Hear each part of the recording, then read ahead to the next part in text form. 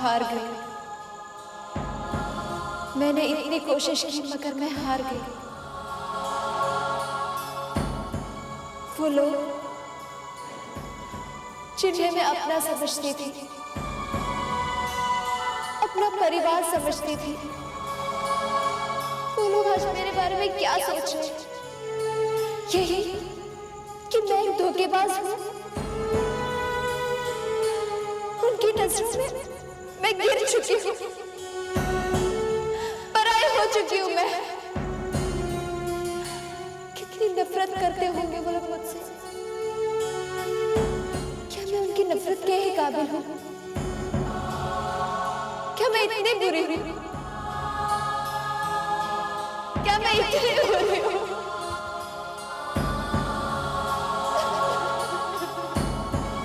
बस करो खुशी, बस करो।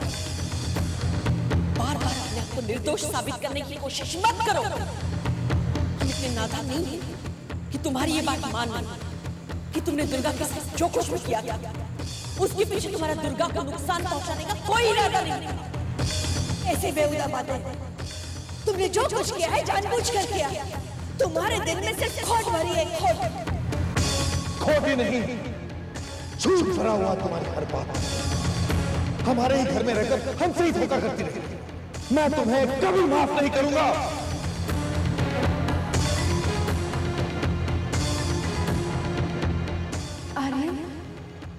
आर्यन, ये सब आर्यन, तुम तो जानते हो ऐसा कुछ भी नहीं है जैसे ये लोग सब सोच रहे हैं। तुम जानते हो ना? आर्यन, कुछ बोलते क्यों नहीं? तुम चुप क्यों हो आर्यन? आर्यन, कुछ बोलो। आर्यन, आर्यन, आर्यन, आर्यन, तुम बिन जाओ कहाँ, तुम बिन जाओ कहाँ।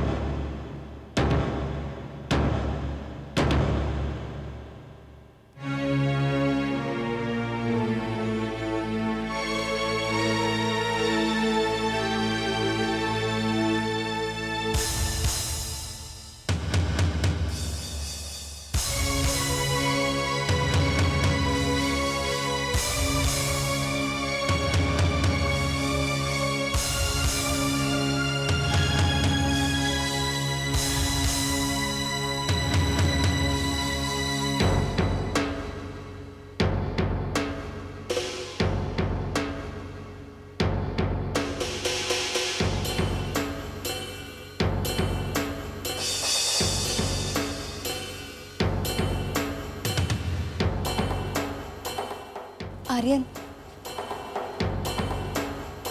मैं जानती हूँ कि मेरे लिए इस घर में अब कोई जगह नहीं है, मगर कम से कम तुम मुझे थोड़ा वक्त तो दे सकते हो ना? मुझे तुमसे कुछ बातें करनी है, बस आखिरी बार, प्लीज।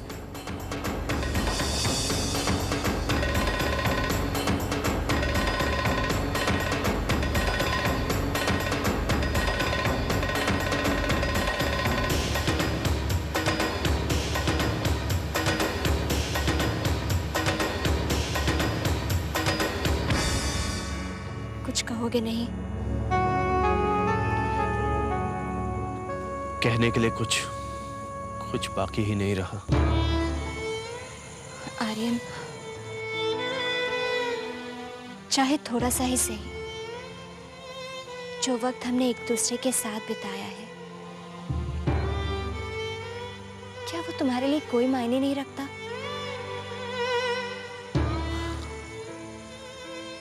जो वक्त और जितना वक्त मैंने दुर्गा के साथ बिताया है, उसके सामने नहीं। मैंने तुम्हारे इंतजार में जितने साल बिताए हैं, उसके सामने ये कुछ पल मेरे लिए सब कुछ है, सब कुछ। मुस्कान, वो वक्त बीत चुका है। अब हमारे लिए यही अच्छा होगा कि हम एक दूसरे से ना मिले। मैं चाहता हूं कि तुम जिंदगी में आगे बढ़ो, और जो वक्त हमने साथ बिताया है, अगर तुम उसे भूल जाओगी तो तुम्हें आगे बढ़ने में आसानी होगी। क्या तुम वो वक्त भूल पाओगे? क्या तुम वो रात भुला पाओगे? आर्यन, मैं नहीं भूल पाऊंगी। पर तुम चिंता मत करो। जैसे तुम दुर्गा को अपनी ताकत मानते हो, वैसे ही तुम्हारे साथ बिताए हुए कुछ पलों की याद ही मेरे लिए जीने का सहारा बनेंगी। वही मेरे लिए ताकत बनेंगी।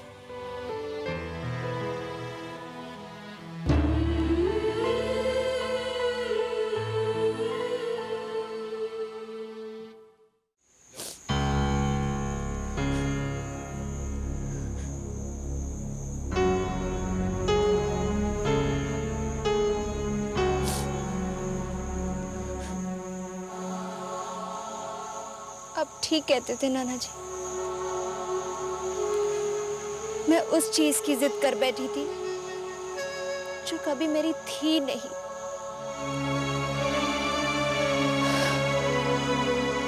आप चाहे जो भी चीज छीन कर ले ले,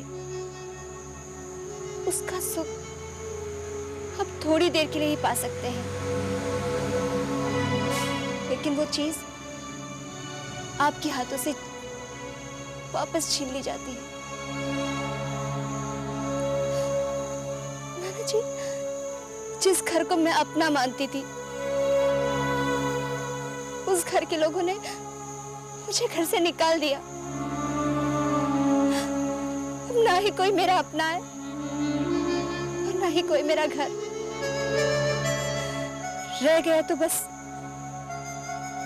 ये खाली हाथ। नहीं खुशी बेटे, कोई इंसान हमेशा अकेला नहीं रहता बेटे। भगवान उस टूटे हुए दिल के पास एक ऐसा कंधा भेज देते हैं जिस पे सिर रख के वो रो सकता है बेटे, जिसके साथ अपना दुख दर्द बांट सकता है बेटे।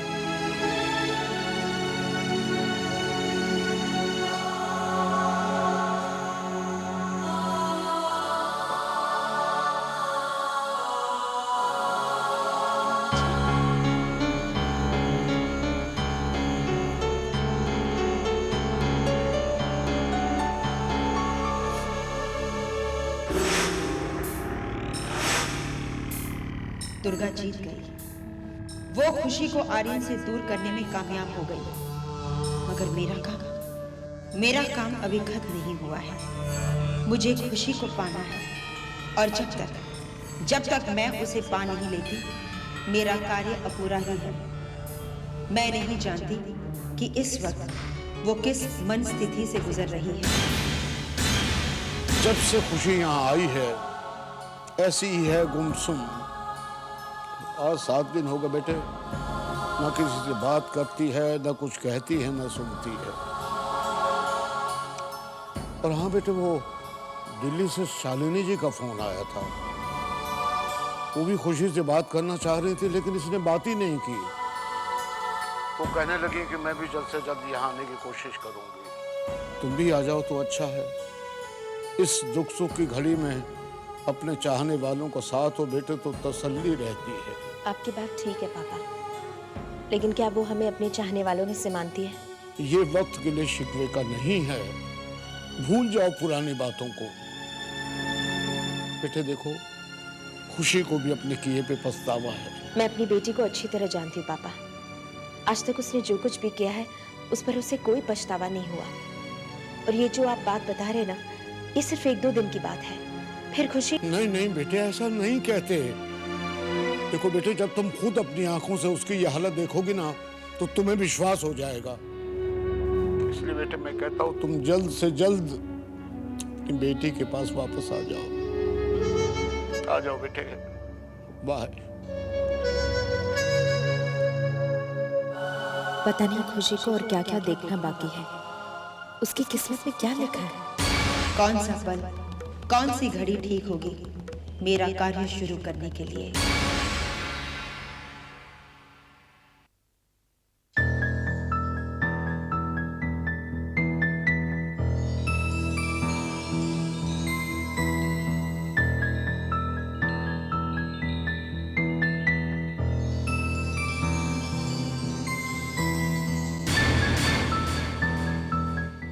मुस्कान, तुम? आर्यन, मैंने तुमसे दूर रहने की कोशिश की, बहुत कोशिश की, पर न जाने क्यों मैं फिर से यहाँ खींची चली आई। कोई बंधन है जो हमें बांध रहा है।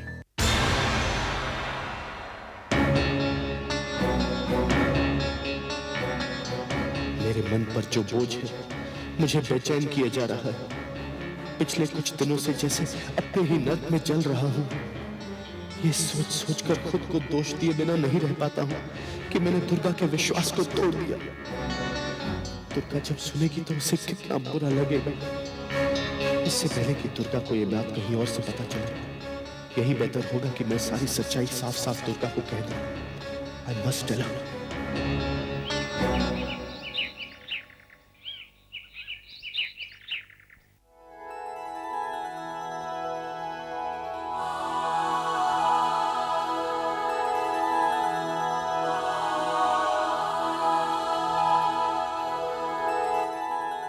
दुर्गा,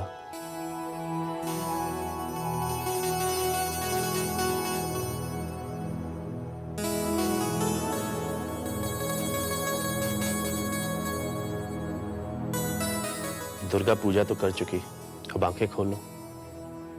हाँ, पूजा कर चुकी हूँ और मुझे मेरी प्रार्थनाओं का फल भी मिल चुका है। मगर फिर भी न जाने क्यों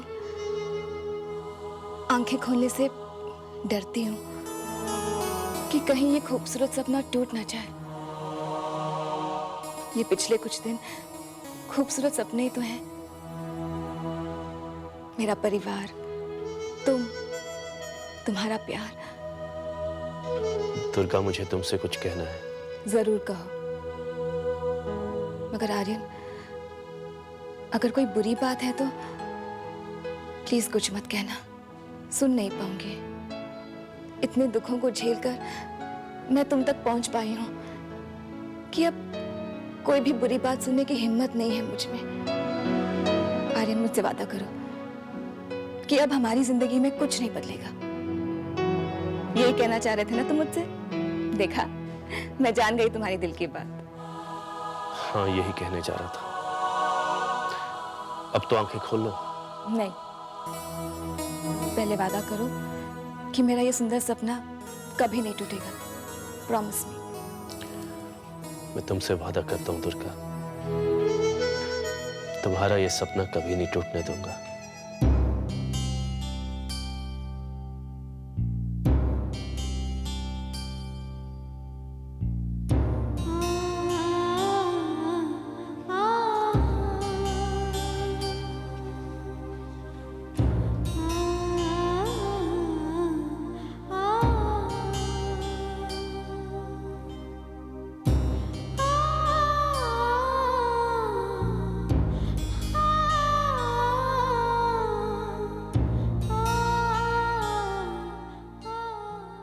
नहीं टूटने दूंगा दुर्गा, तुम्हारा ये सपना कभी नहीं टूटने दूंगा।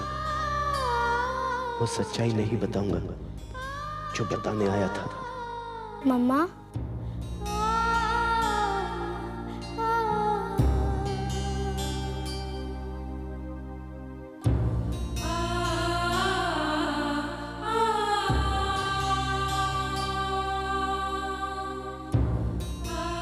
लाख लाख शुक्र है भगवान का कि अब केस खत्म हो जाएगा। दुर्गा की बेगुनाही साबित करने के लिए आदित्य भी वापस आ गया है।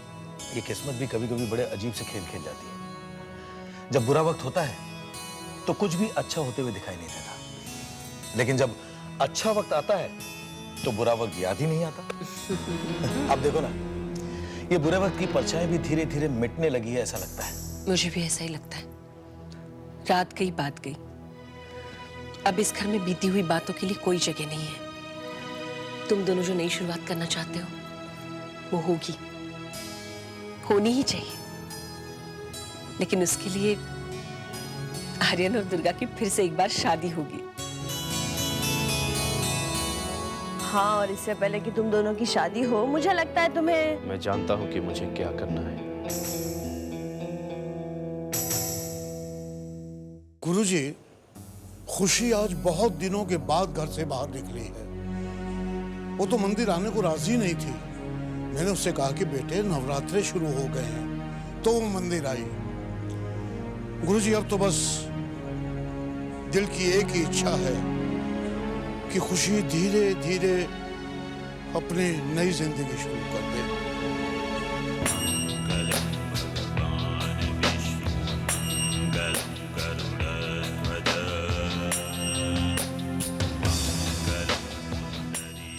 मैं जानती थी आर्यन, तुम यहाँ जरूर आओगे। हाँ मुस्कान, कुछ काम है जो पूरे हो जाने चाहिए। और तुम उसी काम के लिए यहाँ आए हो, है ना? ये है डिवोर्स के। तो कहाँ साइन करना है? यही तो सही वक्त है जब मैं खुशी की तरफ अपने कदम बढ़ा सकती हूँ। इस समय उसका दिल दुख और गुस्से से भरा हुआ है। खुशी इस दुनिया में सिर्फ एक ही मकसद से आई थी, आर्यन का साथ पाने के लिए। पर आर्यन तो उसे शादी का बंधन तोड़ने के लिए कह रहा है।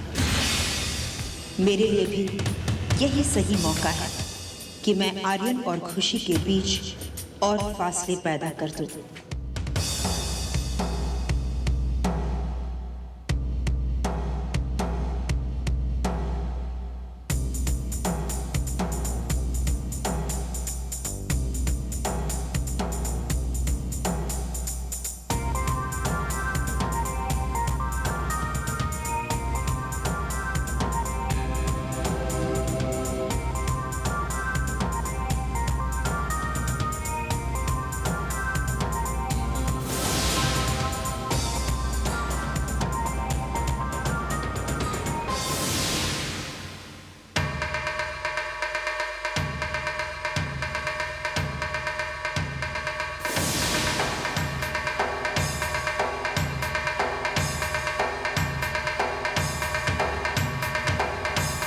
क्या मैं इस दुनिया में इसलिए ही वापस आई थी कि मुझे हार का सामना करना पड़े, उस मोड़ पर पहुंचने के लिए जहां से मुझे ये भी पता न चले कि मुझे जाना कहाँ है। मैं मुड़कर आर्यन को देखने की हिम्मत नहीं कर पाई, क्योंकि मैं जानती थी मुझे उसकी आंखों में दुर्गा के लिए प्यार नजर आएगा। तो कैसी जिंदगी दी है तुमने मुझे, और मेरी किस्मत में और क्या क्या लिखा जो मैं बाकी है।